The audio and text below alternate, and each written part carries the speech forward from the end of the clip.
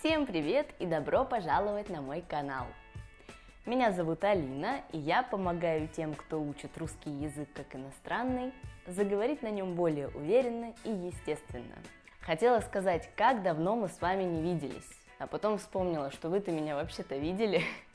Видео продолжали выходить с обычной периодичностью, несмотря на то, что я в этот момент отдыхала. И вы, наверное, могли это заметить по цвету моего лица. Я немножко подзагорела, хотя я старалась прятаться от солнышка, потому что я на нем проводила очень много времени, и вряд ли это было бы полезно постоянно быть полностью открытой и загорать. В одном из предыдущих видео я с вами делилась, что я собираюсь в отпуск. Так вот, я туда успешно съездила, вернулась, зарядилась, но пока еще мне очень лениво втягиваться в свою повседневную жизнь, поэтому я стараюсь это делать плавно, чтобы не было такого, что только-только вернулся из отпуска и сразу в работу. В общем, как вы уже поняли, сегодня просто будем говорить. Я вам вкратце расскажу, как я провела свой отпуск. Вкратце, потому что я готовлю для вас влог. Наконец-то я это сделала. И у меня получилось столько материалов, что, возможно, влог будет даже не один. Вот я сейчас это стараюсь все собрать, разделить по папочкам и понять, как мне из этого слепить хорошее видео.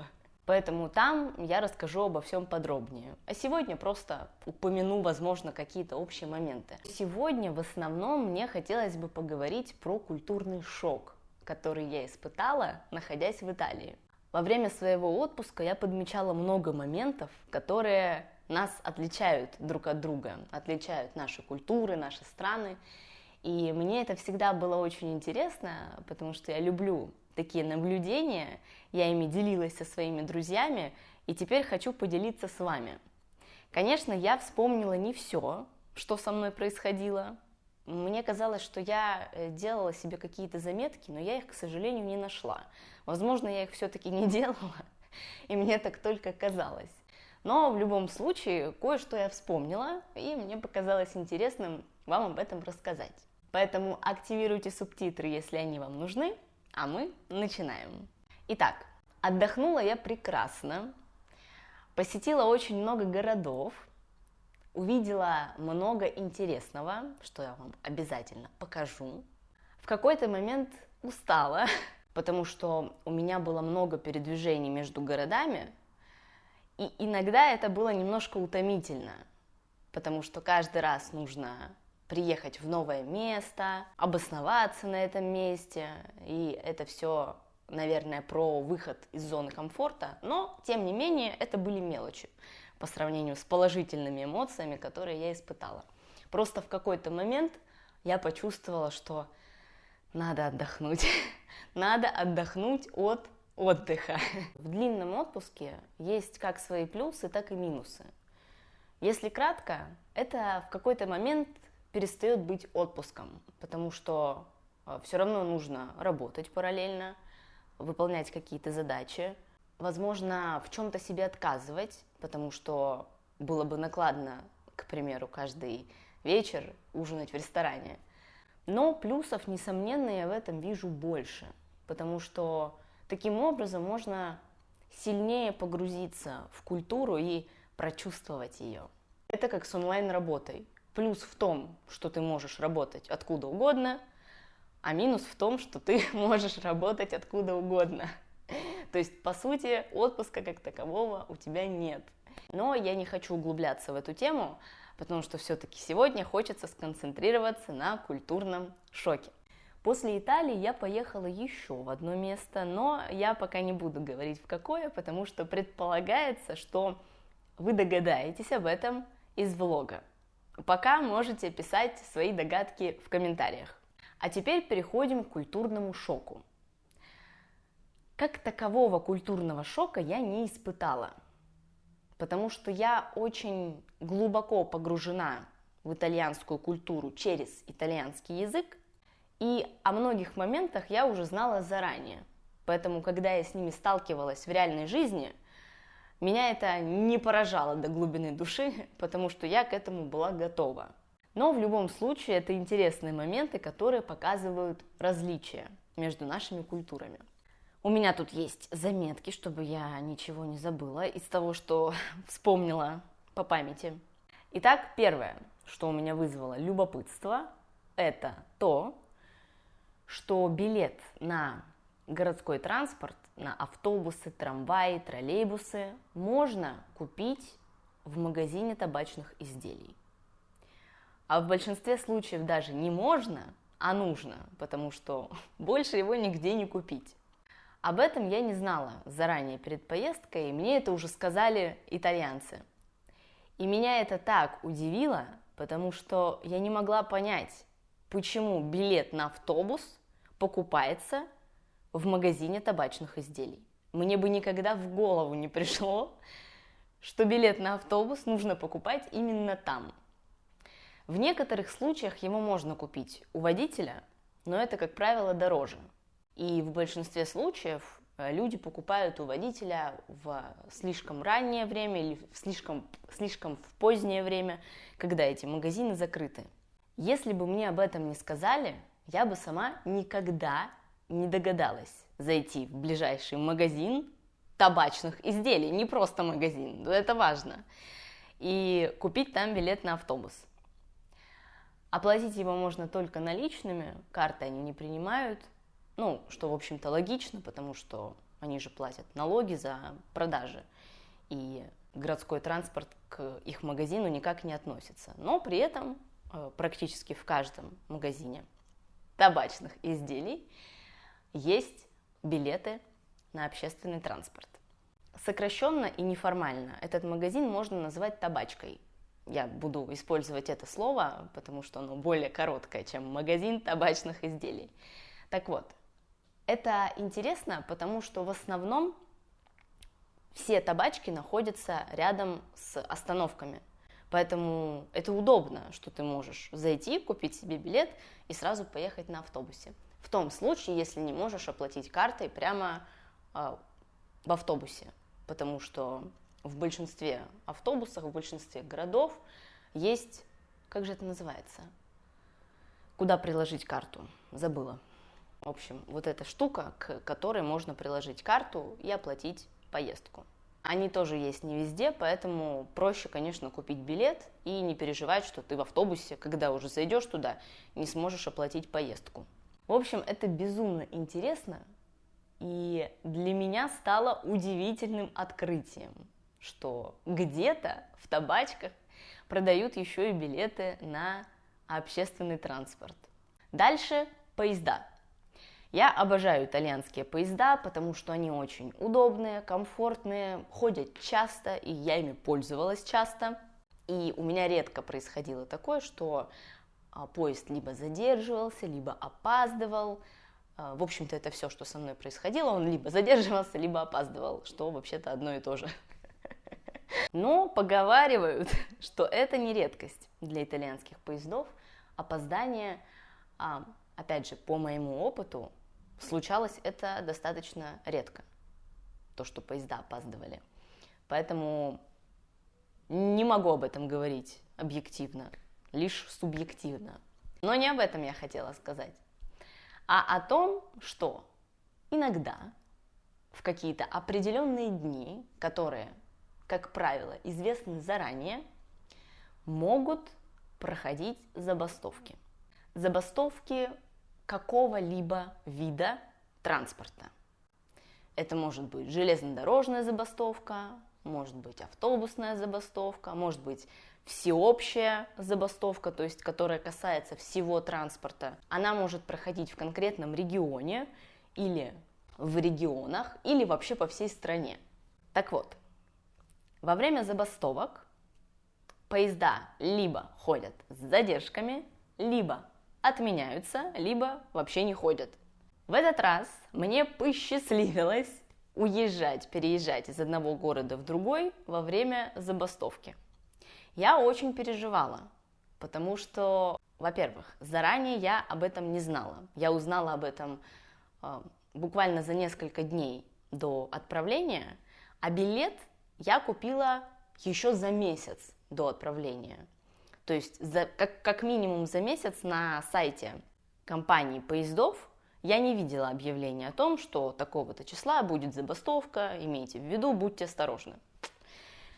И, конечно же, я очень переживала, потому что у меня в другом городе уже был забронирован отель.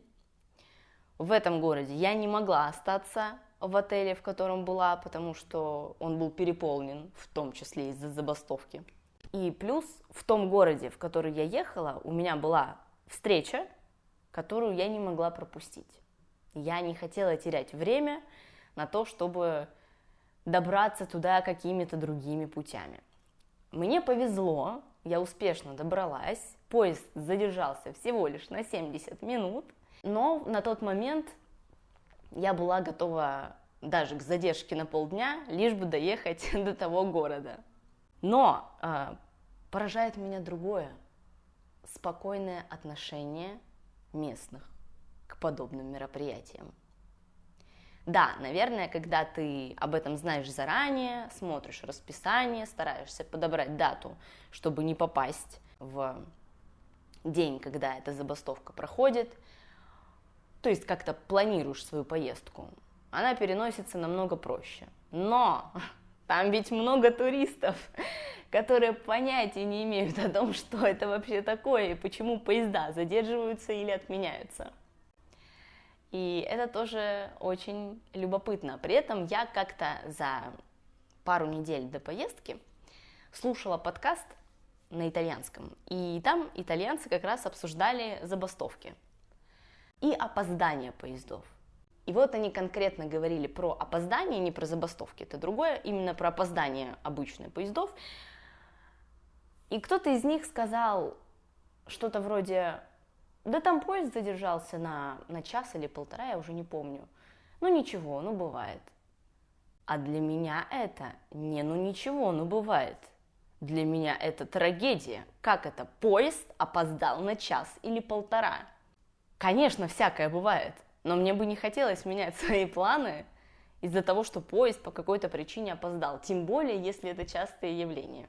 Я не знаю, насколько заранее планируются эти забастовки, и могут ли люди вообще как-то планировать свои поездки сильно заранее, то есть не за месяц, например, не за 2, а вот за полгода я хочу запланировать себе поездку из Милана на Сицилию. И могу ли я это сделать? Вот это очень мне интересно. Я не знаю ответа на этот вопрос. Если кто-нибудь из вас знает, может быть, меня смотрят итальянцы, ответьте мне, пожалуйста, можете ли вы спокойно планировать свои поездки заранее? И это ведь касается не только поездов, это может коснуться также и авиатранспорта. Поэтому, я не знаю, затрагивает ли это авиатранспорт международный, возможно, только внутри страны. В любом случае, это не очень комфортный момент, но к которому нужно просто привыкнуть и принять, что такое есть, и с этим надо как-то жить.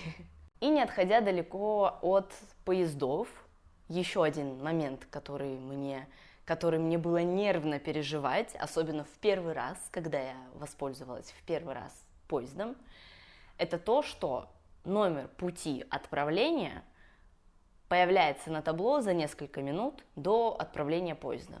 Когда я приехала в первый раз за полчаса заранее, вы знаете, я люблю опаздывать, но тогда я приехала за полчаса на вокзал, чтобы точно не опоздать, и когда я посмотрела на табло и не увидела пути моего поезда, где стоит мой поезд, мне стало очень тревожно, потому что первое, что я подумала, поезд, наверное, отменили, его не будет. Потом я увидела много людей, которые стоят под табло и смотрят на него в ожидании, когда появится номер пути отправления. Вот, таким образом я об этом узнала. Иногда они появляются пораньше, но я не знаю, от чего это зависит. Возможно, если поезд отправляется с конечной точки, и вы находитесь в конечной точке, то, возможно, в таких случаях номер пути появляется заранее. Но, по моему опыту, он заранее появляется очень редко. Только лишь может быть, еще на маршрутах, где есть поезда, которые ходят регулярно, например, каждые 20 минут, и все уже знают, что этот поезд проходит по этому пути. Вот, в таком случае тоже они появляются, номера эти, заранее. Дальше завтрак. Во-первых, он сладкий, в отличие от нашего. У нас тоже есть сладости на завтрак, возможно, каша овсяная сладкая или просто какие-то сладости, которые едят после того, как съели что-то соленое. Но в большинстве случаев завтрак у нас соленый. Хотя какой соленый? Есть сырники, есть блины, это тоже все сладкое. Но это не настолько сладкое, как, например, круассан с нутеллой. Но не об этом я хотела сказать, а о том, что часто на завтрак подают йогурт. Для меня это прям очень странно, потому что йогурт у меня ассоциируется больше с ужином, чем с завтраком. То есть это что-то легкое, что можно съесть либо во время перекуса в течение дня, либо вечером с чем-то или просто, может быть, йогурт с фруктами или просто йогурт. Или если это не сладкий йогурт, то с салатом.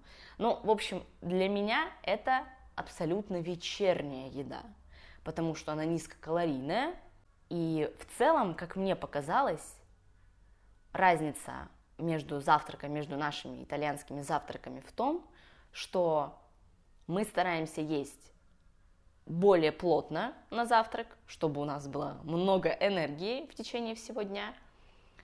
А там, наоборот, на завтрак предпочитают съесть что-то легкое, но плотно поужинать. А мы стараемся ужинать не слишком плотно, чтобы не растолстеть. Конечно, я не обобщаю, у всех разные привычки, разные предпочтения, но делаю вывод лишь из того, что я вижу, из того, что меня окружает. И вот такая вот разница мне тоже бросилась в глаза. Про кофе, наверное, можно было бы не говорить, но все-таки скажу. Кофе много, очень много, и он достаточно дешевый. Пьют его даже вечером, и это считается нормальным. Даже я его пила в Италии вечером. Дома я, конечно, не пью кофе вечером. Не потому, что он может как-то негативно на меня повлиять, а просто потому, что мне не хочется уже в этот час пить что-то с очень ярко выраженным вкусом.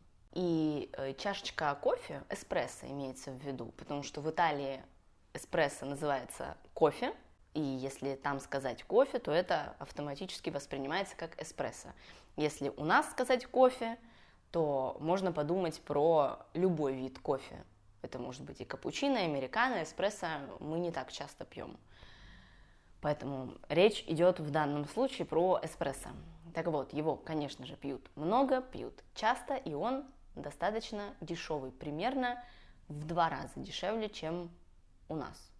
Возможно, потому что у нас не так сильно развита кофейная культура, хотя она тоже набирает обороты, очень многие пьют кофе, но, конечно, не такими количествами, как в Италии.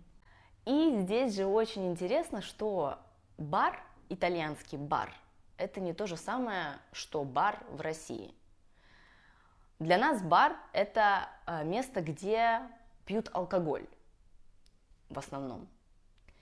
В Италии бар – это место, где можно выпить кофе и съесть что-нибудь сладенькое. То есть итальянский бар – это, наверное, аналог нашей кофейни. Об этом я тоже знала заранее, поэтому я понимала, что если есть вывеска «бар», то значит, что там продают кофе. Но поначалу, еще когда я только начала учить итальянский и слышала, что баром называют место, где пьют кофе, для меня это было очень странно. Также сервис в ресторанах. К вам практически никогда не подойдут и не предложат принести счет. Потому что итальянцы очень любят, очень ценят прием пищи, вот этот момент обеда, ужина, когда вы что-то едите, общаетесь с кем-то, это святое. И нельзя трогать человека, пока он наслаждается своей трапезой.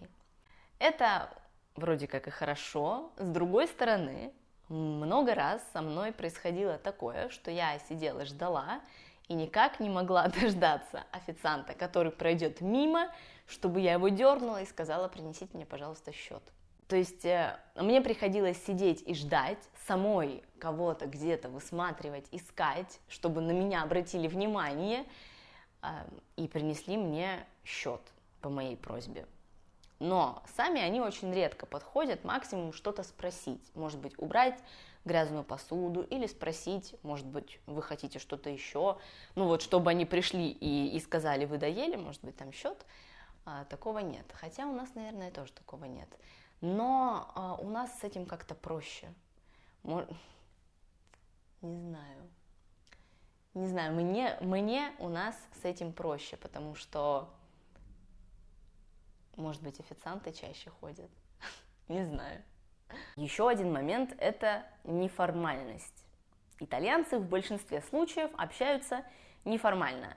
И даже с незнакомым человеком запросто могут начать разговаривать на «ты».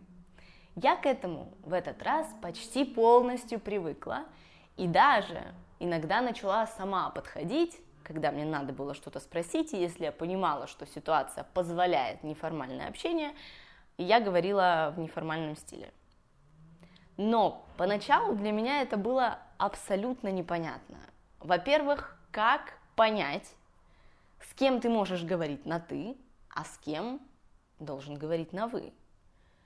То есть нет вот этого четкого разделения, как в русском. С незнакомым человеком я говорю на «вы». Или с человеком, который старше меня, очевидно, я тоже говорю на «вы». То есть даже если человек моего возраста, я, например, захожу в магазин, покупаю что-то, на кассе стоит человек моего возраста, я ему никогда не скажу, никогда не обращусь к нему на «ты», потому что это незнакомый мне человек, и будет невежливо вот так сходу начать говорить с ним на «ты». В Италии это абсолютно допустимо. Если на кассе стоит человек твоего возраста, ты можешь подойти и сказать «привет», и что там еще тебе надо сказать, и общаться с ним в абсолютно неформальной манере. Это очень прикольно, но это надо понять. И когда я задала вопрос преподавателю, он мне так и ответил, что надо просто почувствовать, когда ты можешь говорить на «ты», а когда нет. Вот так вот. Мне кажется, что в этот раз я научилась более-менее чувствовать, когда я могу обращаться к человеку на «ты» и не испытывать при этом внутреннего дискомфорта. И еще один забавный момент, который я вспомнила, это то, что я очень часто видела людей, которые шли по улице и записывали голосовое сообщение. Мы тоже так делаем. Но почему-то там мне это особенно бросилось в глаза, как будто бы итальянцы это делают особенно часто. Возможно, мне показалось, мы даже обсуждали этот момент с моей подругой, и она предположила, что я, возможно, заострила на этом внимание, и поэтому подмечала постоянно людей, которые шли с телефоном и записывали голосовые сообщения. Возможно, это так. А возможно, они и правда часто записывают голосовые сообщения и с кем-то разговаривают по телефону таким вот образом.